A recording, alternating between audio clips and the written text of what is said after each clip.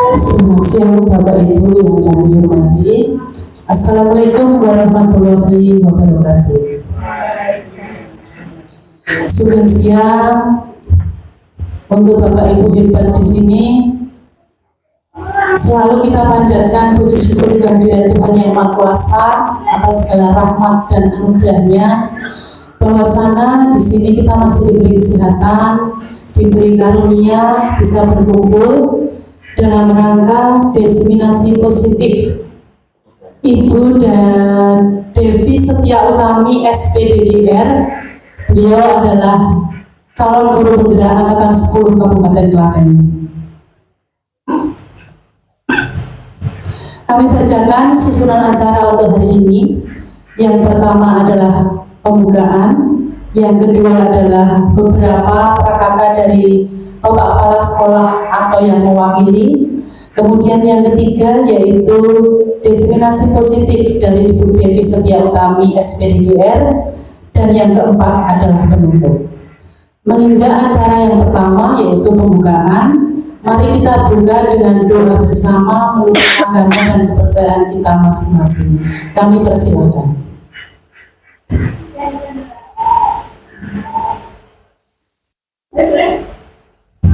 Cukup dengan diawali sebuah doa. Semoga acara pada hari ini dari awal, tengah hingga akhir nanti dapat berjalan dengan lancar. Menginjak acara yang kedua yaitu prakata dari Bapak Kepala Sekolah atau yang mewakili. Monggo Bapak. Bismillahirrahmanirrahim. Assalamualaikum warahmatullahi wabarakatuh. Waalaikumsalam warahmatullahi wabarakatuh. Alhamdulillah. Alhamdulillahirabbil alamin. Asyhadu an la ilaha illallah wa asyhadu anna Muhammadar Rasulullah. Allahumma shalli ala Muhammad wa ala Muhammad. Kepada Bapak Ibu guru yang hebat, pertama-tama sebelum ada diseminasi, marilah kita selalu mengingatkan puja dan puji syukur kepada Allah SWT yang telah memberikan kepada kita kenikmatan yang berwujud kesempatan, kesehatan, sehingga bisa berkumpul di sini, di ruangan ini dalam rangka mengikuti kegiatan diseminasi budaya positif yang dilakukan oleh Ibu Devi Setia Utami SPDGR, calon guru penggerak angkatan 10 Kabupaten Klaten. Kita melihat dari kata diseminasi bahwa diseminasi itu sebenarnya bisa dikatakan dalam bahasa pengimbasan atau yang menyebarkan sesuatu kepada orang lain, semoga orang lain itu bisa memahami, mengerti, mengamalkan dan menggunakannya dalam kehidupan sehari-hari. Untuk itu pada kesempatan ini Ibu Devi Setia Utami SPDGR yaitu calon guru penggerak angkatan 10 Kabupaten Klaten pada kesempatan ini akan memberikan diseminasi tentang budaya positif. Semoga dengan diseminasi budaya positif yang disampaikan oleh Ibu Devi Setia Utami SPDGR ini betul-betul nanti bisa kita pahami, bisa kita mengerti, kemudian kita amalkan dan kita gunakan dalam seharian budaya-budaya itu dalam kehidupan sehari-hari, sehingga kegiatan di SMP 2B ini semuanya menjadi lebih baik karena kita sudah mendapatkan contoh budaya positif yang disampaikan oleh Ibu Devi Setia Utami. Di samping itu saya juga berharap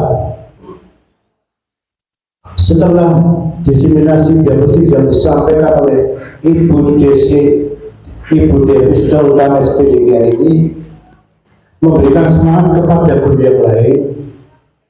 Semoga guru-guru yang masih muda-muda mengikuti jejaknya Ibu Devi Setia Utami agar menjadi guru penggerak. Karena pada saat sekarang memang guru penggerak adalah merupakan suatu tuntutan yang harus dalam rangka mengikuti adanya kurikulum merdeka. Apalagi nanti setelah jadi guru penggerak, insya Allah kalau bisa nanti menjadi PP. Nah, semuanya itu nanti akan mempengaruhi kegiatan pembelajaran di SMP 2 Medan. Bila mana semakin banyak guru yang termasuk dalam guru penggerak, paling tidak SMP di 2 Medan nanti bisa dikatakan lebih maju daripada yang lain, karena guru penggerak memang benar-benar dibutuhkan dalam mengikuti, menjalankan, melaksanakan kurikulum merdeka. Nah, ini perlu ditekankan sekali lagi. Sekali lagi saya berharap setelah selesainya Ibu Devi Setiautami memberikan diseminasi budaya positif, sekali lagi saya berharap kepada guru-guru yang masih muda, jangkauannya masih panjang, segeralah mendaftarkan, yaitu menjadi guru penggerak. Kalau ada kesempatan, ambillah kesempatan itu, karena kesempatan jarang sekali datangnya 2 kali. Bila sekali ada kesempatan, segera ambil kesempatan itu. Jangan kau ambil kesempatan, akhirnya kamu akan menyesal. Ternyata kesempatan itu tidak kamu ambil, karena kesempatan datangnya kadang-kadang hanya sekali dalam seumur hidup.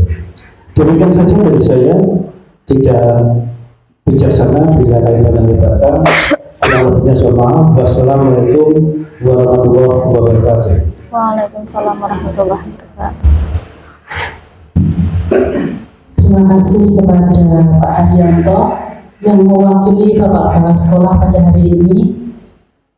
Terima kasih atas semangat dan motivasinya untuk rekan-rekan guru menginjak acara yang ketiga, yaitu diseminasi budaya positif dari Ibu Devi Setiautami SPDGR. Untuk waktu dan tempat kami persilakan. Monggo.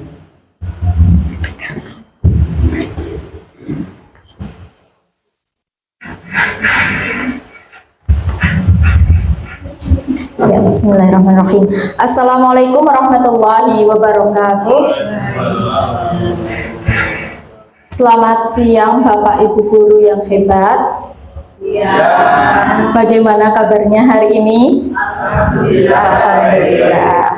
Ya, langsung saja di sini saya ingin bukan menggurui, bukan mengajari, tapi ingin berbagi saja. Oh ya, sebelumnya terima kasih atas waktu yang diberikan kepada saya. Terima kasih kepada Bapak Kepala SMP Negeri 2 Medan atau yang mewakili, kepada saudara-saudara teman-teman seperjuangan, kepada Bapak Ibu guru dan karyawan SMP Negeri 2 Medan, dan semua pihak yang telah membantu di acara ini. Langsung saja, pada siang ini saya akan menyampaikan sedikit materi tentang diseminasi budaya positif.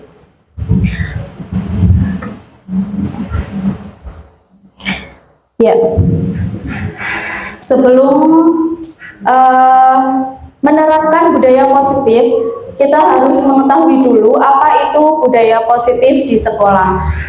Seperti yang sudah kita ketahui, sebenarnya kita sudah menerapkan budaya positif ini di sekolah, namun mungkin istilah budaya positif ini masih asing di beberapa teman kita. Jadi kita akan memperkenalkan dulu apa itu budaya positif.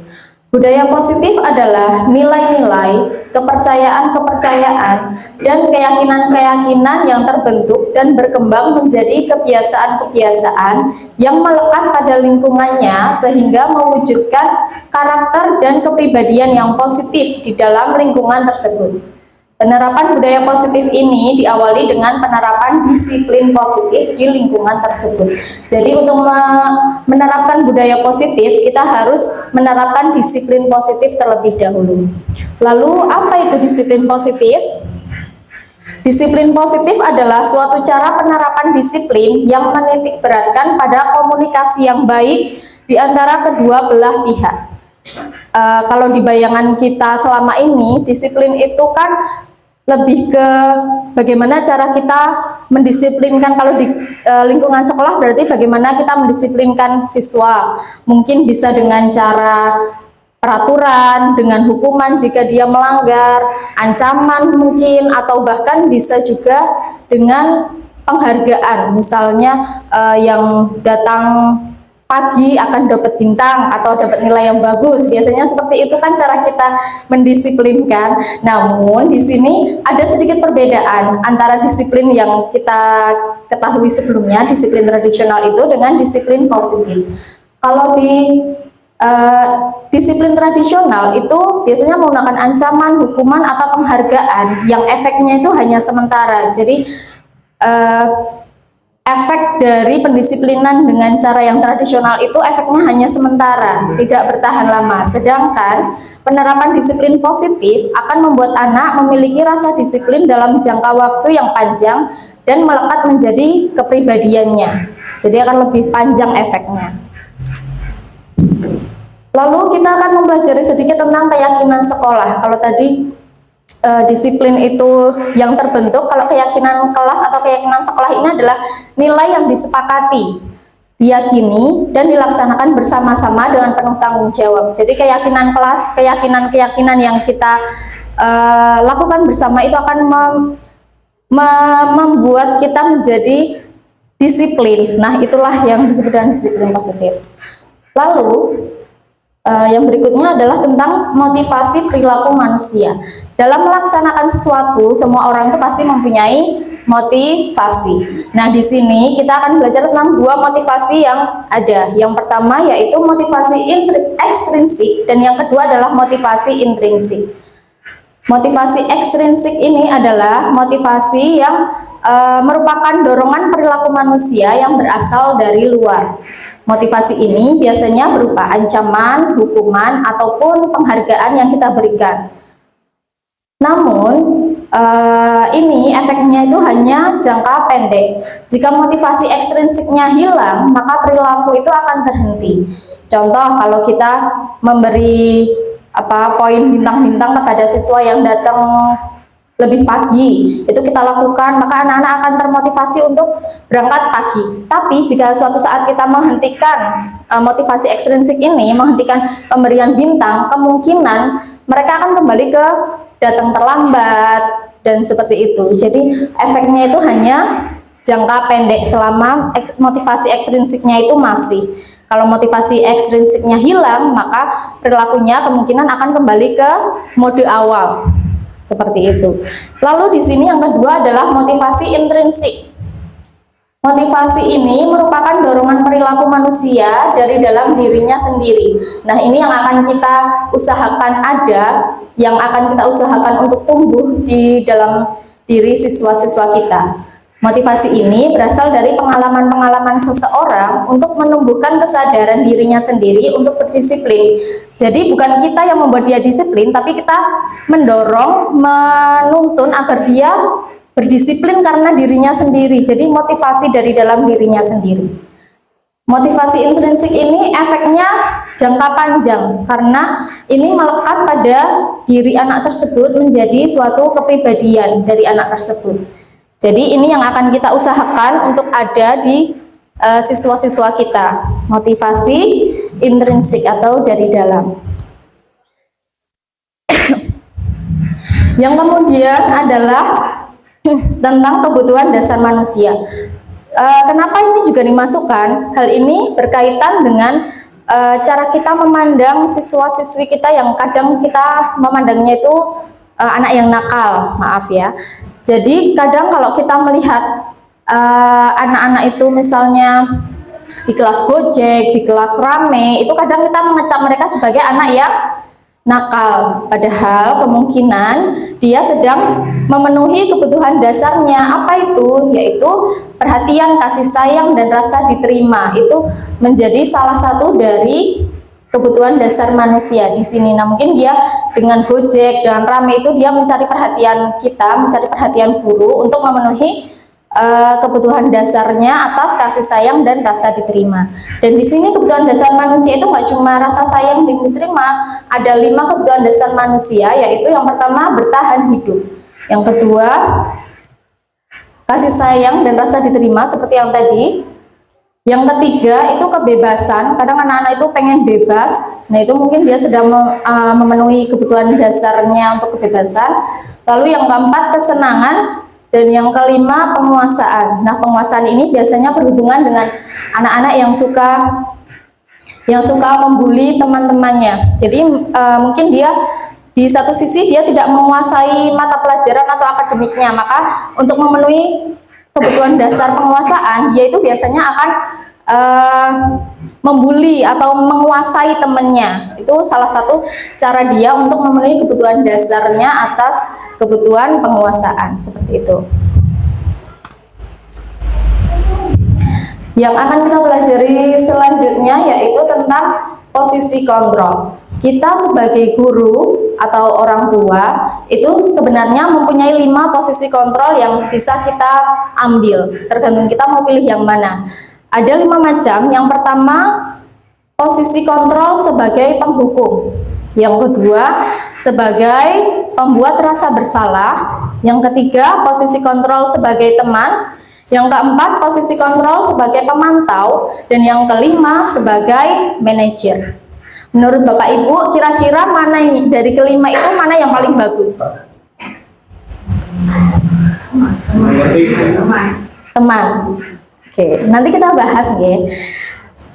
Dari penelitian yang ada, kalau sebelumnya memang saya juga berpikirnya teman itu yang bagus.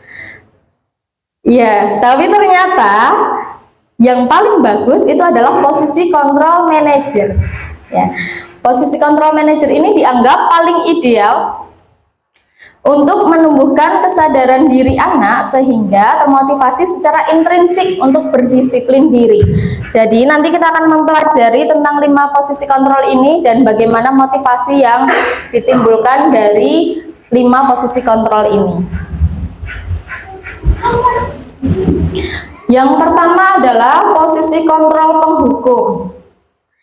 Coba kita sambil berefleksi melihat apakah kita termasuk mengambil posisi kontrol sebagai penghukum atau tidak, nggih. Yang pertama, posisi kontrol penghukum itu ciri-cirinya adalah suaranya keras. Jadi kalau ngomong sama siswa itu biasanya membentak, suaranya banter, terus sambil nuding-nuding, itu adalah ciri-ciri posisi kontrol penghukum. Semoga tidak ada, nggih. Yang kedua, itu ciri-ciri gesturnya itu galak, melotot ke siswa. Terus apa lagi?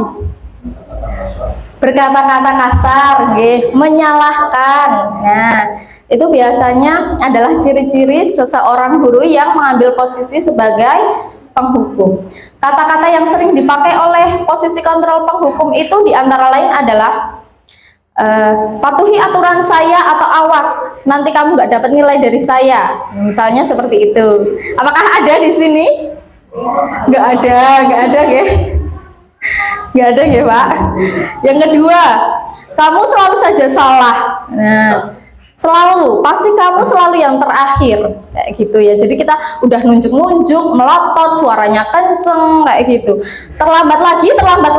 Kamu tuh mau jadi apa sih sebenarnya? Nah, pernah dengar seperti itu, Bapak Ibu?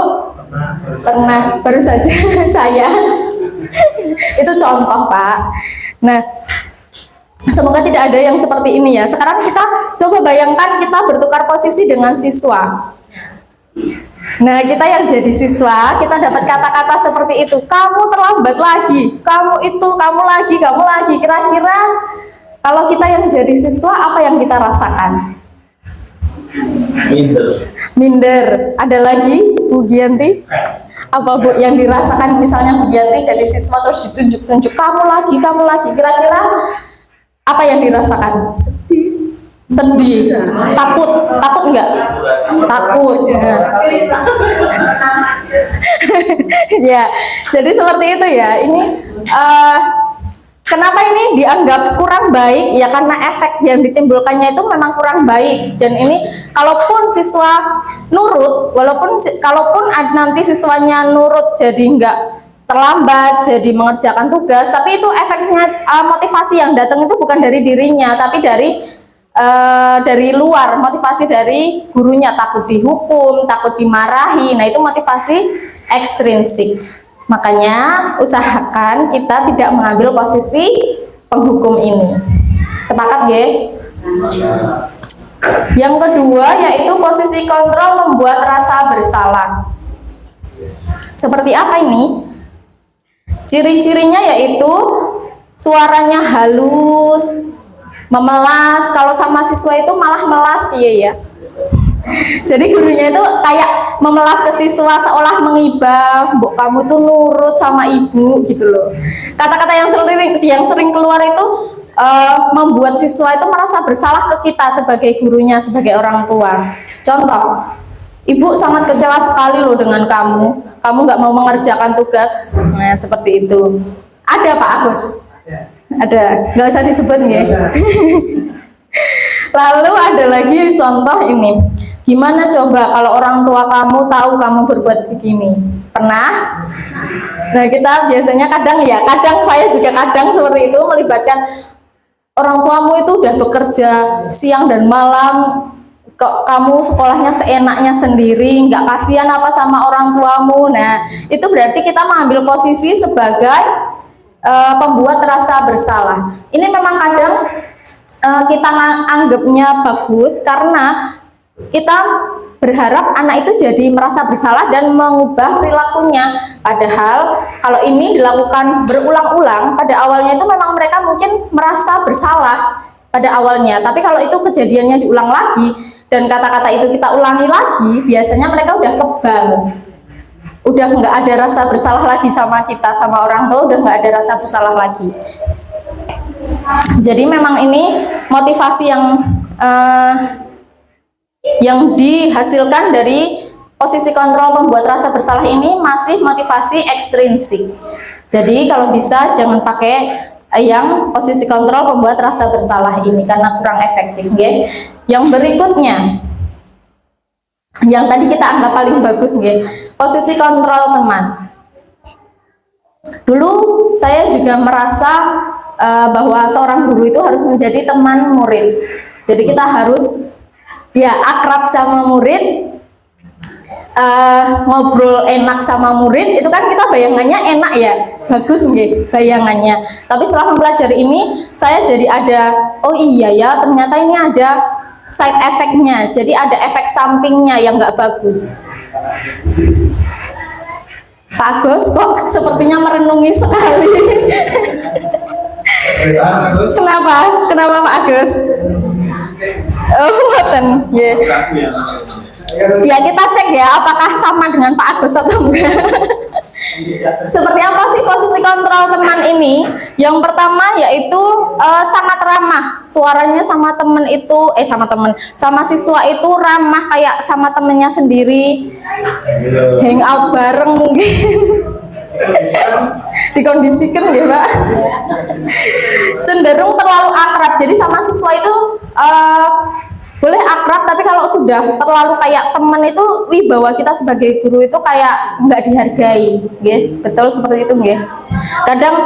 Kadang malah siswa itu ada yang ngomong sama gurunya itu, yo sak penake dhewe, kados ngomong kalih temennya sendiri, nggak pakai bahasa Jawa yang baik. Kadang malah keluar kata-kata kasar karena mungkin nganggap kita temen, seperti itu. Nah, itu side effect yang tidak mau kita alami. Contoh kata-katanya yang sering dipakai adalah, ayolah bantu bapak, bantu ibu, kamu kerjain tugas ya demi ibu, ayo nanti garap, kayak gitu.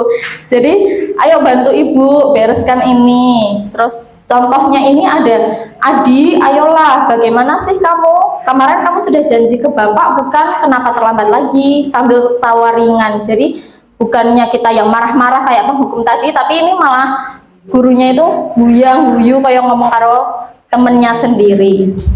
Ya sudah, nggak apa-apa, duduk aja sana, nanti Pak Guru bantu kamu ini, seperti itu, sambil senyum-senyum. Nah, itu adalah ciri-ciri dari posisi kontrol teman. Side effect atau efek sampingnya adalah ketika suatu saat kita berusaha untuk tegas kepada siswa yang biasa kita posisi kontrol teman ini, nanti dia jadi kabur. Maksudnya gini, kita biasa akrab sama dia, sekalinya kita mencoba tegas, nanti dia langsung, ih kok gitu sih, ih kok Bu Devi sekarang jadi kayak gitu sih. Nah, itu adalah side effect atau efek samping dari posisi kontrol teman. Jadi kita sudah tidak dihargai sebagai guru, dan anak-anak pun motivasi untuk melakukan sesuatu perilaku disiplin itu juga motivasi karena kita, bukan karena dirinya sendiri pengen disiplin, seperti itu. Yang keempat yaitu posisi kontrol pemantau. Posisi kontrol pemantau ini yang masih jarang kita dengar, yang menurut saya lebih bagus, tapi ternyata juga belum yang terbagus. Dikondisikan. Jadi kalau dilihat dari ciri-cirinya, ini tuh sudah terlihat sangat profesional. Jadi saya kira ini yang sudah terbaik, tapi ternyata ini juga belum terbaik. Dengan ciri-ciri yang pertama, nada suaranya datar. Datar itu gimana Pak Agus? So, nada suara yang datar itu yang seperti apa? Yang datar. Tapi pun Bu Gianti?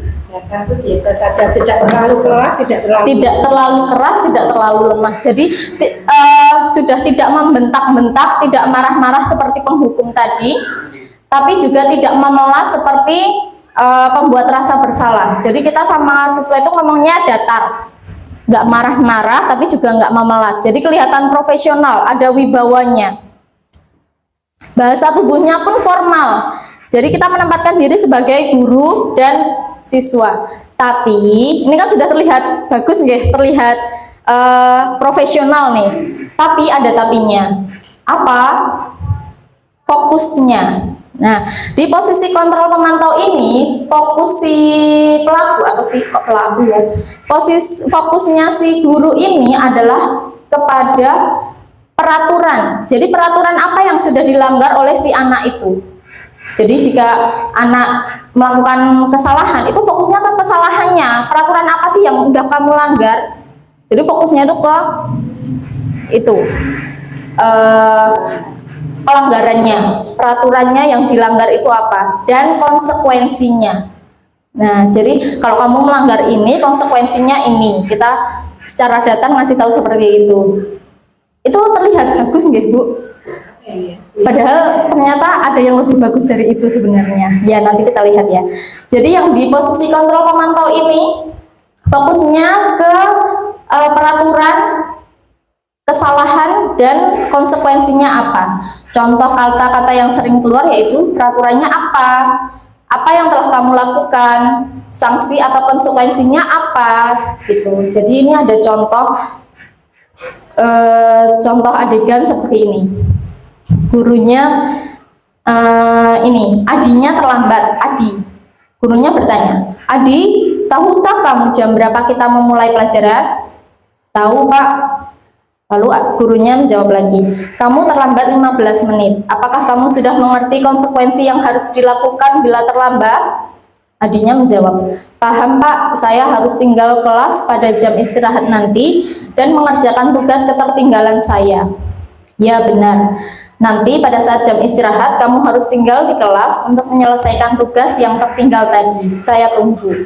Nah seperti itu, nada suaranya datar, bahasa tubuhnya formal, tapi fokusnya ke kesalahan apa dan konsekuensinya apa. Nah sekarang yang kelima yaitu posisi kontrol manajer. Ini yang digadang-gadang menjadi posisi kontrol yang paling ideal. Seperti apa? Kita lihat. Tugas seorang manajer itu bukan mengatur perilaku seseorang, karena memang sebenarnya yang bisa mengatur perilaku seseorang itu hanya orang itu sendiri, termasuk siswa. Siswa itu kita nggak bisa mengatur siswa itu perilakunya seperti apa. Yang bisa mengatur itu adalah siswa itu sendiri. Kemungkinan siswa itu manut sama apa yang kita perintahkan, yang kita suruh itu karena dia rela untuk mengatur perilakunya seperti yang kita suruh. Tapi sebenarnya dia juga bisa memberontak, dia bisa untuk menolak apa yang kita suruh, seperti itu. Jadi manajer itu bukan untuk mengatur, tapi kita membantu murid, membimbing murid untuk dapat mengatur dirinya sendiri. Bukan kita yang mengatur, tapi kita membimbing agar dia bisa mengatur dirinya sendiri. Dalam melakukan posisi control manager, seseorang itu akan menggunakan segitiga restitusi. Nah, ini segitiga restitusi ini adalah materi yang bisa kita pelajari lagi di PMM dengan judul yang sama, dengan judul apa ya itu? Disiplin positif kalau tidak salah. Itu bagian dari materi disiplin positif di PMM. Jadi monggo nanti bisa dibuka. Seperti apa nanti segitiga restitusi, nanti akan ada cuplikannya sebentar. Menggunakan segitiga restitusi ketika menghadapi kasus murid. Jadi kalau menghadapi kasus murid itu kita melakukan 3 langkah restitusi yang nanti akan kita pelajari. Ada contoh dulu di sini, masih tentang keterlambatan si Adi. Adi, apakah kamu mengetahui jam berapa sekolah dimulai? Tahu Pak, jam 7. Ya, kamu terlambat. Kira-kira bagaimana kamu akan memperbaiki masalah ini? Saya bisa menanyakan teman saya, Pak, untuk mengejar tugas yang tertinggal. Baik, itu bisa dilakukan. Apakah besok akan ada masalah untuk kamu agar bisa hadir tepat waktu ke sekolah? Tidak, Pak, saya bisa hadir tepat waktu. Baik, saya hargai usahamu untuk memperbaiki diri.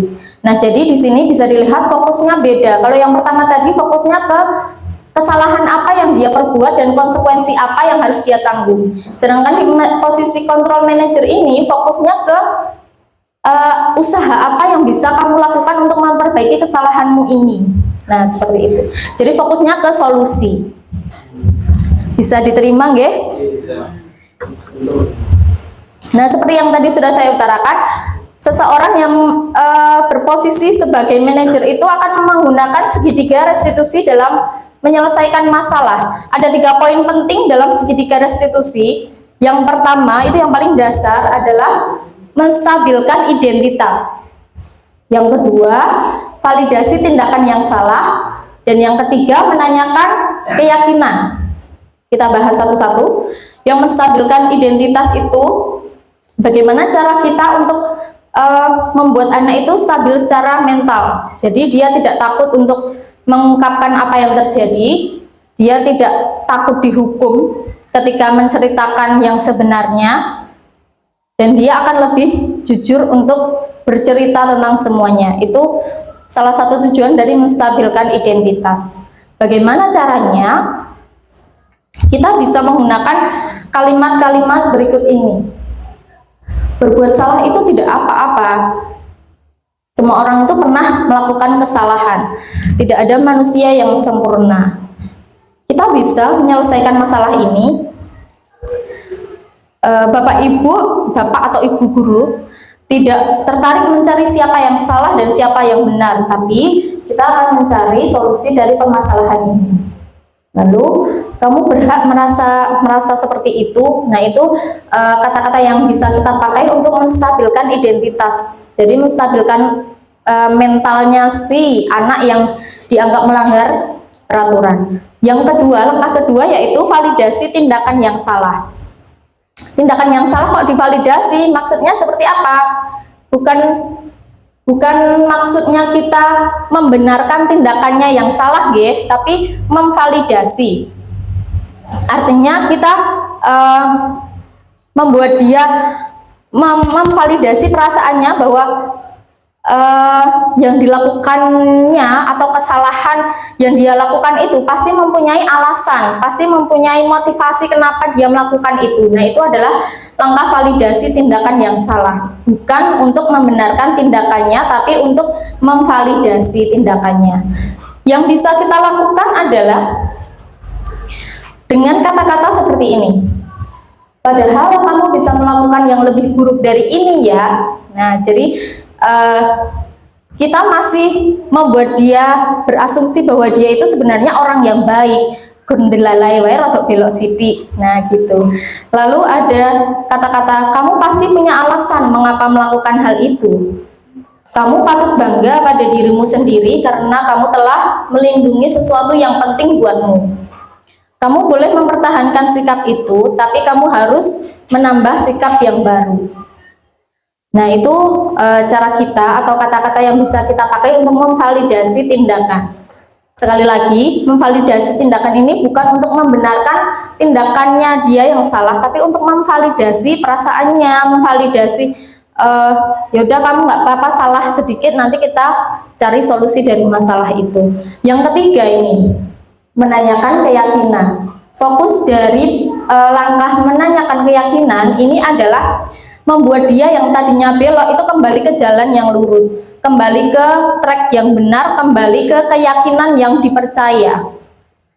Jadi kata-kata yang bisa kita pakai itu, apa yang kita percaya sebagai suatu keluarga, apa yang kita yakini di dalam kelas, apakah kita boleh tidak menghargai teman dengan mengejek atau seperti itu. Jadi itu tentang keyakinan yang tadi kita bahas di awal, keyakinan kelas.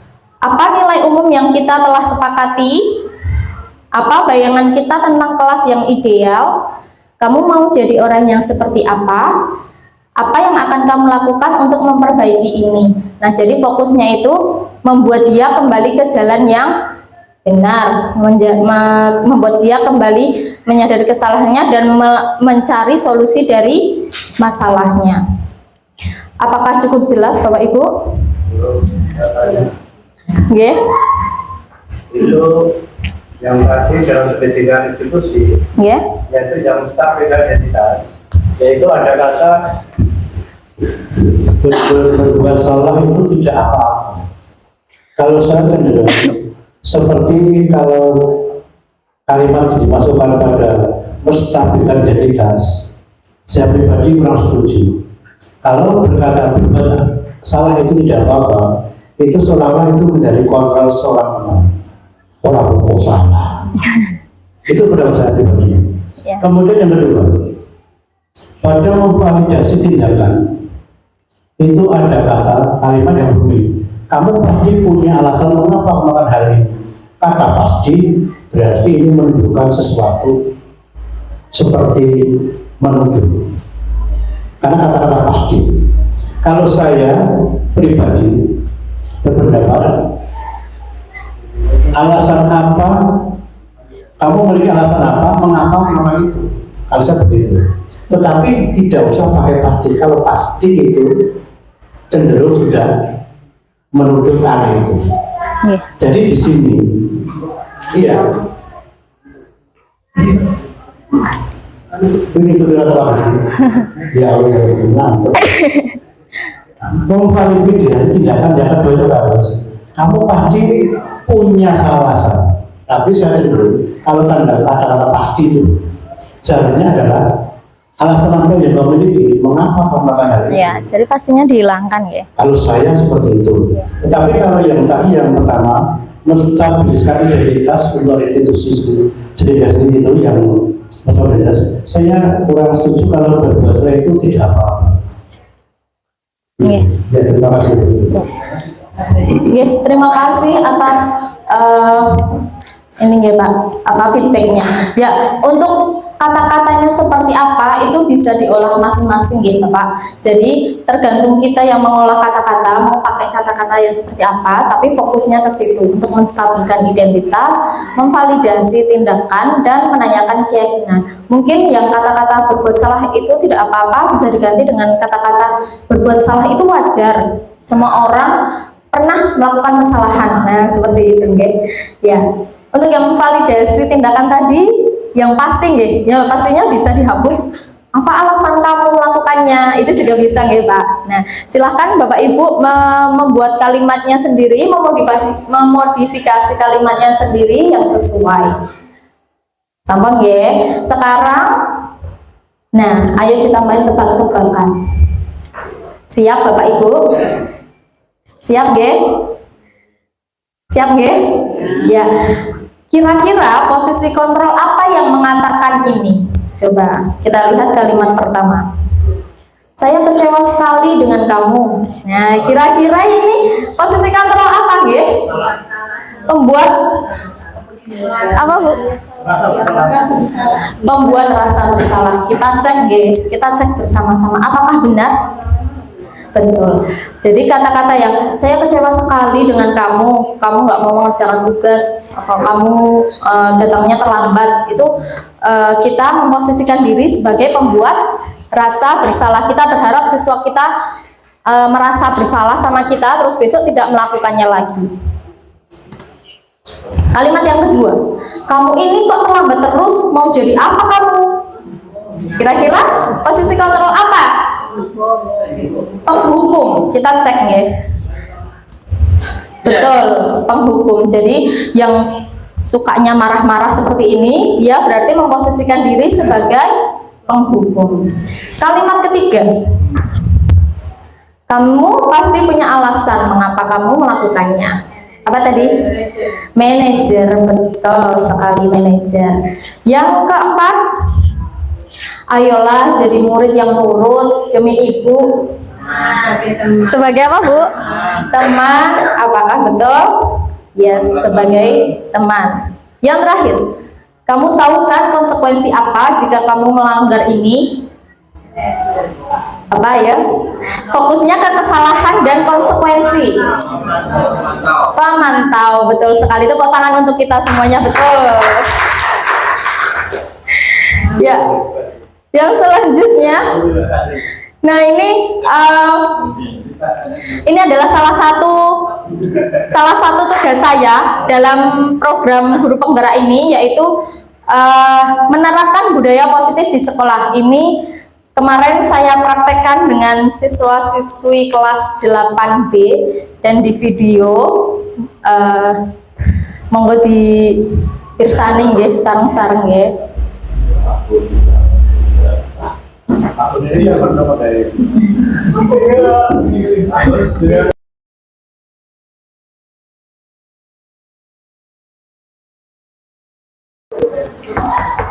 Permisi Bu. Ya, silakan masuk. Bu, maaf saya telat, izin masuk. Ya, tapi nanti istirahat kamu menemui Bu Devi di ruang BK ya. Baik Bu. Ya, silakan duduk.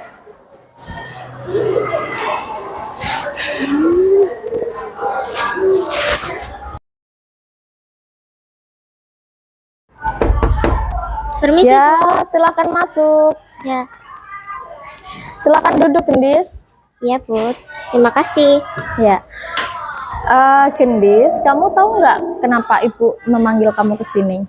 Ya Bu, tadi saya datang terlambat ke sekolah. Oh iya, betul sekali. Memang semua orang pernah datang terlambat. Ibu juga pernah datang terlambat. Tapi kalau boleh tahu, kira-kira kenapa kamu datang terlambat? Tadi saya bangun kesiangan Bu, maaf. Kesiangan? Bangun jam berapa kamu, Dis? 6:30 Bu. Oh alah, jam 6:30. Ya, gini. Kalau boleh tahu nih, kira-kira kamu bisa bangun kesiangan itu kenapa?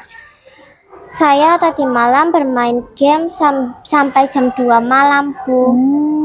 Main game ya. Pasti seru ya main game, gak ada yang ganggu malam-malam. Ya. Iya. Tapi bisa tidak kamu mencari waktu main game yang tenang selain di malam hari? Bisa Bu, sebenarnya saya bisa bermain game dengan bebas jika saya sudah membantu ibu saya membersihkan rumah. Oh, seperti itu. Berarti kamu bisa memperbaiki ini dong ya? Kamu mau tidak memperbaiki kesalahan kamu yang ini? Mau Bu. Dengan cara apa? Saya akan lebih bijak lagi memilih waktu bermain game agar tidak bangun kesiangan dan tidak terlambat lagi datang ke sekolah. Bagus. Sekarang kamu boleh kembali ke kelas, yang diulangi ya. Ya. Ya. Terima kasih Bu. Ya, sama-sama. Nah, itu tadi satu contoh penerapan segitiga restitusi yang kemarin saya coba dengan kelas 8B. Di situ ada 3 langkah yang menstabilkan identitas, memvalidasi tindakan yang salah, dan menanyakan keyakinan. Ini ada satu lagi adegannya, mohon disimak lagi nih.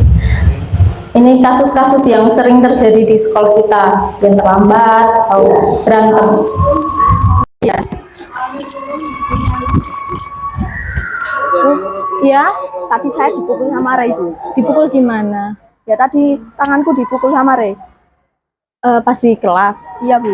Iya, nanti kamu pas istirahat ke BK sama Ray ya, bilang sama Ray, kamu sama Ray nanti menemui ibu di BK. Iya, Bu. Pas istirahat. Ya. Oke, sekarang kamu kembali dulu, tahan emosi, kembali ke kelas dulu. Oke? Ya.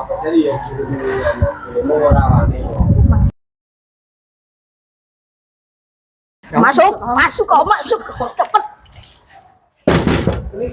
Ya, silakan masuk. Silakan duduk, Mas. Oh, ini yang tadi ya, Mas Ray sama Mas Wijaya. Ya.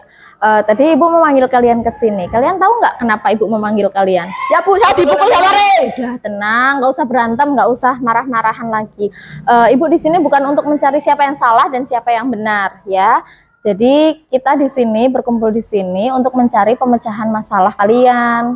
Sekarang coba ceritakan awal mulanya gimana? Tadi kan saya sedang di kursi saya, Bu. Tiba-tiba Jaya memanggil saya dengan nama bapak saya. Ya saya emosi, langsung saya pukul dia. Oh gitu, benar seperti itu. Iya, Bu. Tadi tiba-tiba saya keingetan sama nama bapaknya Ray. Terus saya iseng manggil-manggil Ray dengan nama bapaknya. Oh, jadi itu alasan kamu ya? Pasti seru ya melakukannya? Iya, Bu. Sangat seru menggoda Ray karena dia sangat gampang sekali marah. Tapi kamu ingat tidak dengan keyakinan kelas kita tentang menghormati orang lain? Iya, Bu. Seharusnya saya tidak melakukannya. Oke, sekarang Ibu jadi paham nih kenapa Ray emosi dan marah kepada Wijaya. Tapi Ibu juga pernah kok emosi, Ibu juga pernah marah kepada sesuatu, marah banget. Tapi Ibu berusaha untuk mengendalikannya. Kenapa? Karena melampiaskan emosi dengan tidak tepat itu akan berakibat tidak baik, bahkan bisa sampai sangat fatal. Dan kamu juga harus melakukannya, berlatih untuk mengendalikan emosi. Ya, Bisa? Bu. Tadi saya sangat marah sekali pada Jaya, lalu memukulnya. Lalu kira-kira kamu bisa mengendalikan emosimu dengan cara apa? Ya, Bu, saya sangat langsung memukul Jaya. Oke. Maksudnya saya bisa mengendalikan emosi saya tadi. Oke. Sekarang untuk menyelesaikan masalah kalian gimana? Apa yang akan kalian lakukan? Maafkan aku ya, aku tidak akan mengulanginya lagi. Apalagi dia sudah mukul kamu. Bagus. Sekarang sudah tidak ada dendam ya di antara kalian ya. Besok jangan diulang lagi ya seperti itu. Sekarang kalian boleh kembali ke kelas masing-masing. Terima kasih, Bu. Ya. Ternyata anak-anak kita pinter acting gitu, Bapak Ibu. Ya itu jadi kira-kira penerapan segitiga restitusinya itu seperti itu. Yang jelas ada 3 langkah restitusi yang tadi, dan fokusnya itu bukan ke masalah dan konsekuensinya, ke peraturan apa yang dilanggar dan konsekuensinya, tapi lebih ke bagaimana cara dia, si pelanggar masalah itu, si pelanggar peraturan itu untuk bisa mengendalikan dirinya sendiri, bagaimana cara dia untuk menghadapi masalah itu dan menyelesaikan masalah atau akibat yang dia akibatkan, seperti itu, nggih. Nah sekarang tibalah kita pada refleksi. Materinya sudah habis, Bapak Ibu. Mari kita berefleksi. Ada 5 pertanyaan di sini. Nanti saya akan bagi kertas. Nanti tolong dijawab. Ada 5 pertanyaan. Yang pertama, apakah materi ini relevan dengan profesi Bapak Ibu saat ini? Materi yang tadi, materi tentang apa tadi, Bu? Bapak? Disiplin positif, posisi kontrol, dan budaya positif. Segitiga restitusi juga. Lalu materi apa yang telah kita pelajari hari ini? Ya. Lalu nomor 3, bagaimana perasaan Bapak Ibu ketika mempelajari materi ini? Yang keempat, setelah mempelajari materi ini, apa yang akan Bapak Ibu ubah, perbaiki, atau tingkatkan? Jadi lebih ke rencana, kira-kira besok mau apa ya setelah mempelajari materi ini. Yang kelima, apakah pemateri sudah cukup baik dan jelas dalam menyampaikan materi? Ya silahkan dinilai, monggo. Saya beri waktu 5 menit gitu Bapak Ibu. Oh berapa maunya berapa? 2 menit loh, komentarnya 2 menit. Oh enggak. Oke, sarambungi. Saya sabar kok, Pak.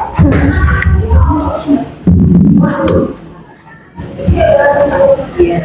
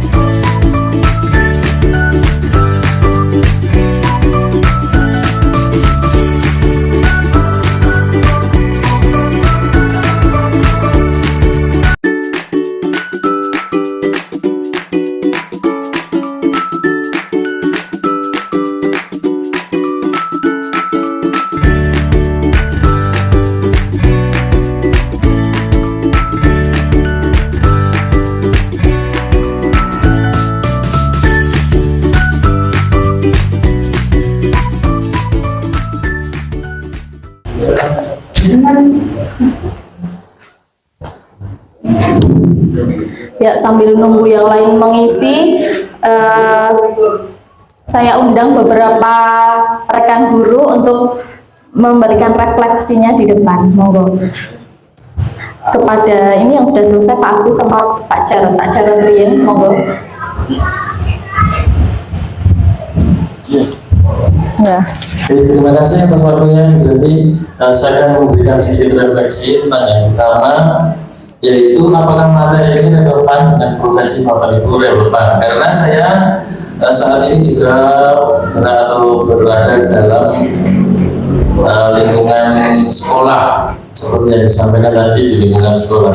Untuk yang kedua, materi apa yang telah kita pelajari hari ini, yaitu tentang penerapan budaya positif, yaitu kegiatan-kegiatan yang dapat dilakukan di sekolah. Saya yakin semua Bapak Ibu guru memiliki budaya-budaya positif yang ada di sekolah. Cuma kadang belum mengerti apakah ini termasuk yang dimaksudkan dengan budaya positif. Dan melalui diseminasi ini saling berbagi daya kegiatan apa yang dapat kita lakukan, kita saling berbagi, dan manakala itu ada baiknya dan kita terapkan, maka dari itu bisa kita tiru. Untuk selanjutnya yang ketiga, perasaan Bapak Ibu ketika mempelajari ini sangat senang dan menginspirasi dari yang dicontohkan dari Ibu Dewi tadi, menggugah saya untuk mengurangi hal-hal yang tidak positif, negatif. Dan salah satunya adalah guru sebagai penghukum itu juga tidak bisa kami pungkiri. Kadang-kadang sifat penghukum itu juga muncul pada diri saya. Dan melalui diseminasi ini dapat menggugah saya untuk lebih baik lagi dari yang sudah-sudah. Setelah itu, setelah mempelajari materi ini, apa yang akan Bapak Ibu rubah dan perbaiki? Yaitu yang pertama itu adalah sifat guru sebagai penghukumnya. Kadang-kadang masih memang dengan refleks ya, saya termasuk sendiri itu refleksnya itu seperti itu. Dan dulu saya juga pernah itu sebagai penghukum. Iya, sebagai penghukum rasa bersalah itu. Pembuat rasa bersalah itu ternyata luar biasa sekali dampaknya gitu. Itu anak bisa menjadi minder gitu. Mungkin bisa dengan melihatkan kondisi ekonominya di rumah, ibu sakit, bapak ibu mulai sawah. Iya, itu sering ya. Anaknya bisa diam nangis, yang ternyata hasilnya kurang efektif ya menurut saya setelah mengikuti diseminasi yang disampaikan oleh Bu Dewi. Yang selanjutnya, apakah materi sudah cukup baik dan jelas dalam penyampaiannya? Sudah cukup baik dan jelas. Cuman ada satu kekurangannya, waktunya kurang panjang. Hal seperti ini harapan kami dapat dijembatani oleh sekolah untuk bisa dilaksanakan hal-hal yang serupa untuk dapat menambah greget kita untuk mendampingi anak kita belajar di sekolah. Saya kira itu dari saya. Terima kasih. Terima kasih. Matur suwun untuk Pak Jarod atas refleksi yang sudah diberikan. Saya undang satu lagi dari Bu Eko. Monggo Bu Eko. Monggo memberikan refleksi pada siang hari ini. Assalamualaikum warahmatullahi wabarakatuh. Waalaikumsalam warahmatullahi wabarakatuh. Sedikit saya memberikan refleksi dari paparan diseminasi budaya positif dari Bu Dewi tadi. Hampir mirip dengan yang disampaikan oleh Pak Jarod. Materi ini sangat relevan untuk profesi kita sebagai guru, terutama pengajar. Karena selain jadi guru, kita juga sebagai orang tua di rumah juga. Seperti saya seorang ibu, tentunya kalau menasihati anak itu sama juga menasihati siswa-siswa itu. Jadi kadang kita juga sebagai penghukum mirip sama seperti yang saya di rumah. Tapi kadang setelah kita tahu, kita jadi tahu ya, kalau seperti itu bisa mempengaruhi rasa percaya diri anak. Yang kedua, materi yang telah kita pelajari banyak sekali Bapak Ibu. Mungkin ini termasuk salah satu dari psikologi mungkin ya Pak ya.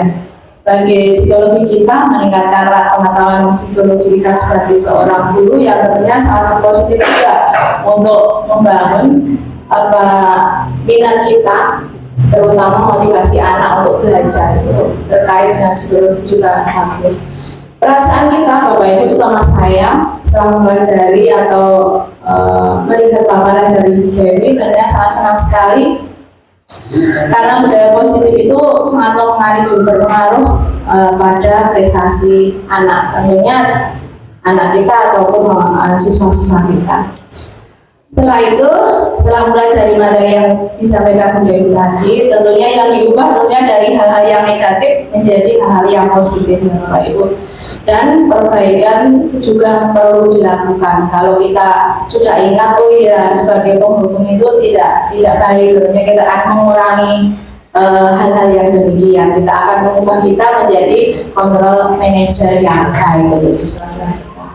Selanjutnya, pemateri dalam hal ini Bu Dewi setiap kami sudah menyampaikan materi dengan baik pada kita, menyampaikan materi dengan jelas satu persatu, sehingga semoga nanti kita menambah pengetahuan kita, meningkatkan pemahaman kita berkaitan dengan budaya positif, dan kita bisa menerapkannya dalam pembelajaran kita, baik kepada anak didik kita, juga kita sebagai orang tua di rumah. Terima kasih pada Bu Dewi. Semoga di lain waktu ada hal yang seperti ini juga. Terima kasih. Wassalamualaikum warahmatullahi wabarakatuh. Waalaikumsalam warahmatullahi wabarakatuh. Terima kasih kepada Bu Eko yang sudah memberikan refleksi pada siang hari ini. Ya. Terima kasih Bapak Ibu sekalian. Diseminasi budaya positif saya akhiri di sini. Jika ada salah, saya mohon maaf yang sebesar-besarnya. Mohon dimaafkan. Billahi taufiq wal hidayah. Assalamualaikum warahmatullahi wabarakatuh. Waktu saya kembalikan kepada Bu Rosa.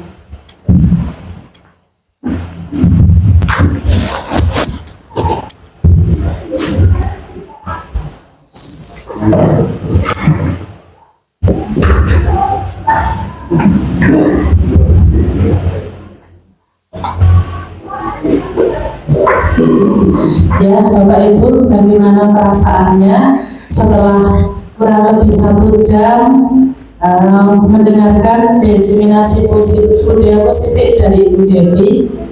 Menyenangkan? Menyenangkan. Apakah Bapak Ibu sudah punya rencana ketika nanti, oh ya ternyata setelah saya mempelajarinya, ternyata kemarin itu ada berbagai efeknya. Nah, itu bisa menjadi sebuah refleksi positif bagi kita semua sebagai guru. Untuk selanjutnya, terima kasih kepada Bapak Ibu yang sudah meluangkan waktunya di sini untuk membersamai Ibu Devi dalam diseminasi budaya positif. Kemudian nanti sebelum diakhiri, kami minta Bapak Ibu untuk foto bersama dengan Ibu Devi di depan dengan latar belakang nanti yang judulnya tadi Ibu Devi. Mungkin masih ada yang mau ditanyakan atau memberikan sebuah pesan dan kesan. Cukup? Kalau cukup, kami akhiri di sini. Terima kasih atas waktunya, terima kasih atas kebersamaannya, Bapak Guru yang hebat. Terima kasih untuk segalanya. Dan selanjutnya kita akan mengakhiri kegiatan hari ini dengan berdoa bersama. Berdoa kami persilahkan.